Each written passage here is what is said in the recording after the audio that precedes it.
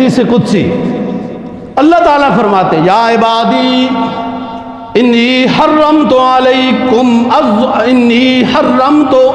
علی نفسی الظلم، اے میرے بندو میں نے اپنے اوپر بھی ظلم کو حرام کر رکھا ہے، وَجَعَلْتُهُ مُحَرَّمًا عَلَيْكُمْ فَلَا تُظَالِمُوا، تم پر بھی میں نے ظلم کو حرام کیا ہے، اور سب سے بڑا ظلم یہ ہے کہ میری ذات و صفات میں کسی کو شریک نہ بنانا، یہ ظلم نہ کرنا، عوام پر نہ کرنا۔ یا عبادی یا عبادی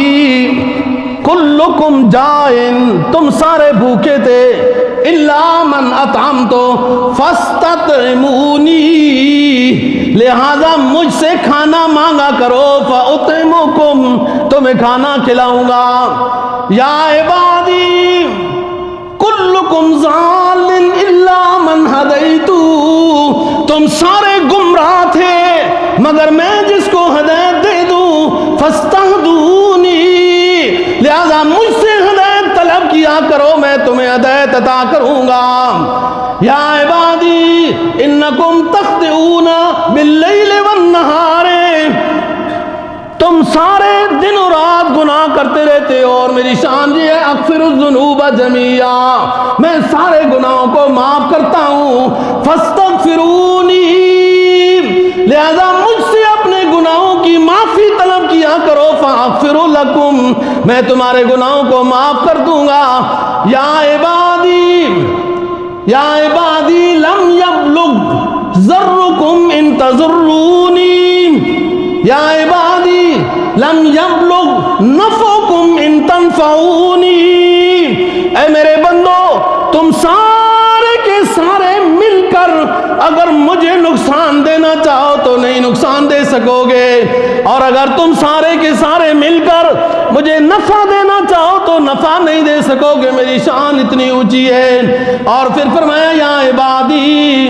لو ان اولکم وآخرکم وانسکم وجنکم وذکرکم وانثاکم وکبیرکم وصغیرکم قاموا فی صعید واحد فسألونی فأعطیت کل سائل مسألته لم ينقص ذلك مما عندي الا كما ينقص المحيط اذا غمس البحر۔ یا عبادی ان هي اعمالكم انما هي اعمالكم ترد عليكم فمن وجد خيرا فليحمدني ومن وجد في غير ذلك فلا تلومن الا نفسا۔ فرمایا اے میرے بندو تم سارے کے سارے جب سے آدم پیدا کیا قیامت تک والے سارے جمع ہو جاؤ، بوڑھے بھی جوان بھی چھوٹے بھی بڑے بھی، جن بھی انسان بھی، مرد بھی عورتیں بھی، سارے کے سارے ایک میدان میں جمع ہو جاؤ، اور ہر کوئی مجھ سے اپنا اپنا علیحدہ علیحدہ سوال کرے،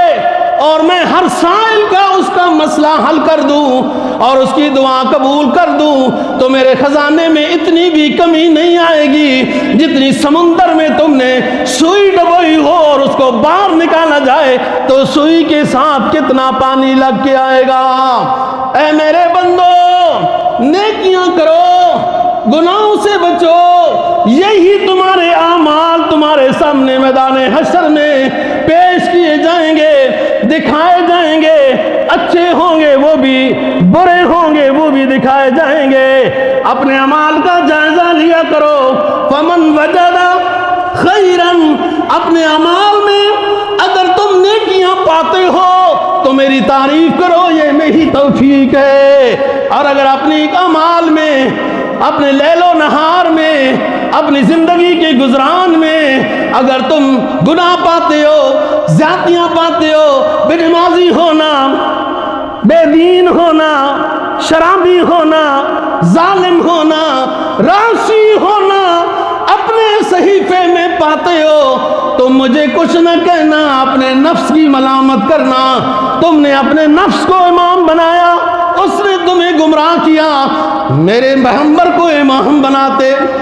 مجھے اور میرے آخری پیغمبر محمد بن عبداللہ صلی اللہ علیہ وسلم کو امام بناتے، اس کے مطابق زندگی کرتے گزارتے تو تمہاری دنیا بھی پرسکون ہوتی، آخرت میں بھی سرخرو ہوتے۔ اللہ ہم سب کو دین کی سمجھ اور عمل کی توفیق نصیب فرمائے۔ وآخر دعوانا الحمدللہ۔